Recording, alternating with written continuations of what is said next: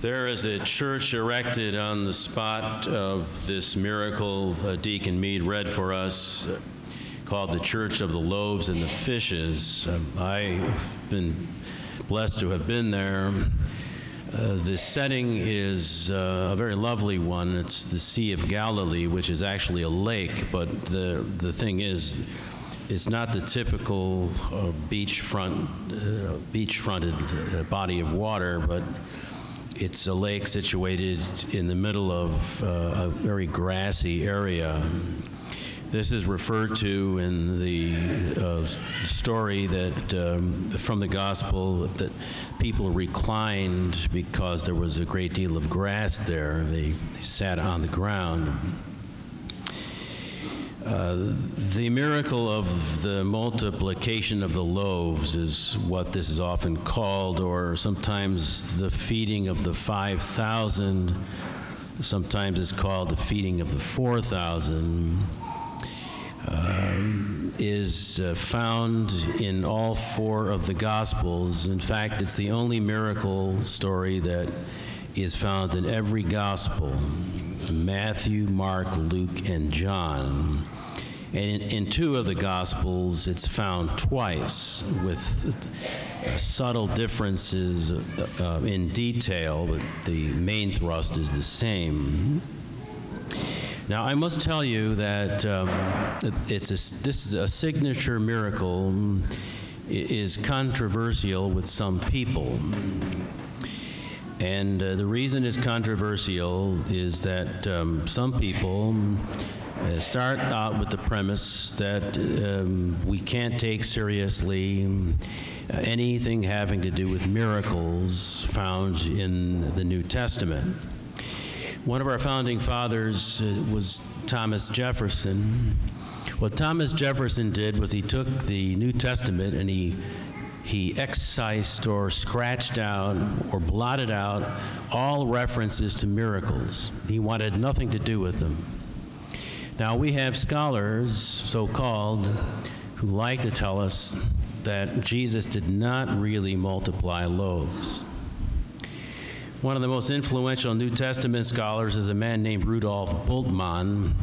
Bultmann died in 1976. He was 91 years old. He had been a professor in Germany.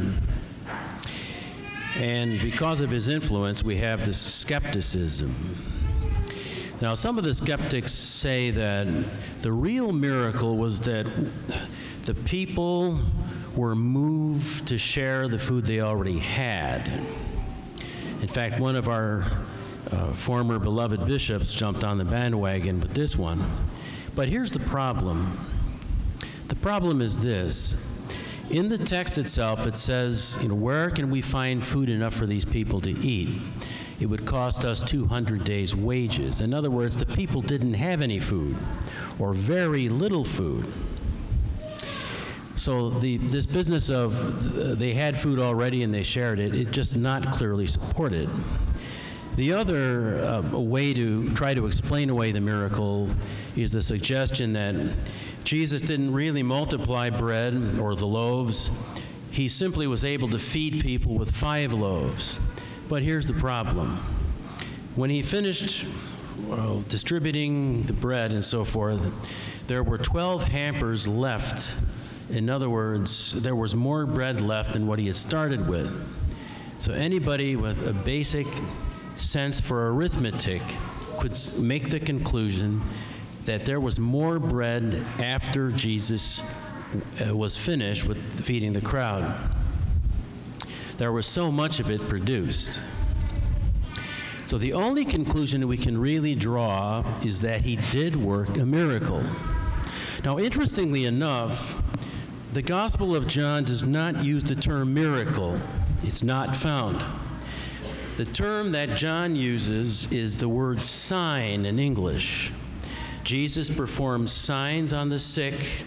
He also performed this sign of feeding the 5,000. What is a sign? A sign is something that points to something else. It tells us something about something else. So what kind of a sign, or why would this be a sign? Miracles point to faith. So faith without miracles is wishful thinking. And there are many people who think that our faith is basically wishful thinking. They don't really understand that God is real, that the Lord has power, that he has dominion over the material world. So they discount the faith. I run into people regularly who really don't care. They don't understand that God is real, that he does influence the world and has dominion over the material world. Faith without miracles is wishful thinking. It's not wishful thinking. Faith is real. It's based on a response to reality. Reality. The real God who sent his Son, who continues to work in the world all around us, who founded his church, and so forth. The miracle of the feeding of 5,000 has been repeated many times in different venues by different people. I'll give you an example in the United States.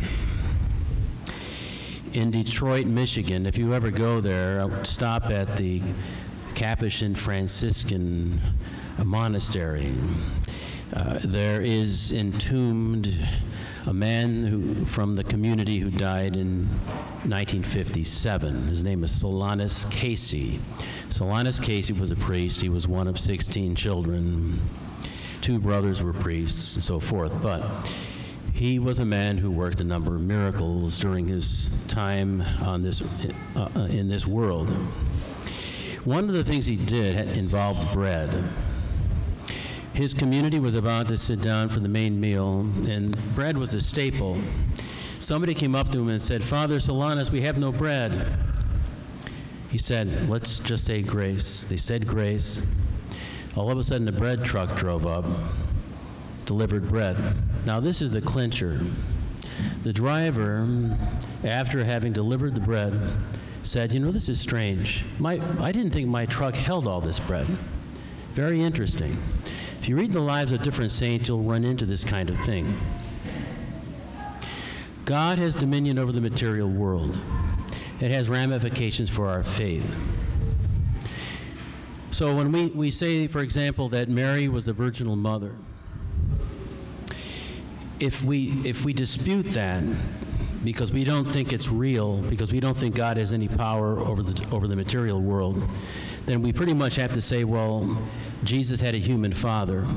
If Jesus had a human father, that is to say, biological father, then Jesus was not really God.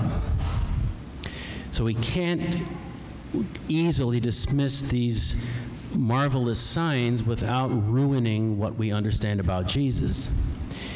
When the priest takes the bread and the wine and he says, "This is my body and this is my blood," now we have to understand that God can change things, can change substances into his body and blood through the hands of the priest. Otherwise, we'll think it's not real. The Mass isn't real, it doesn't mean anything. And again, many people seem to have that idea.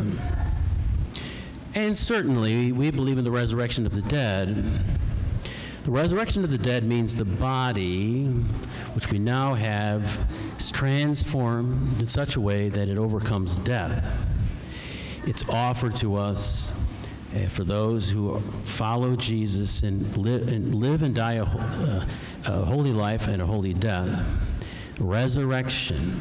If I don't believe God has any power over the material world, resurrection means nothing to me. So we have to understand God is real. He has power to do as he wills. He loves us, and there are signs that point to this. Thanks be to God for the signs.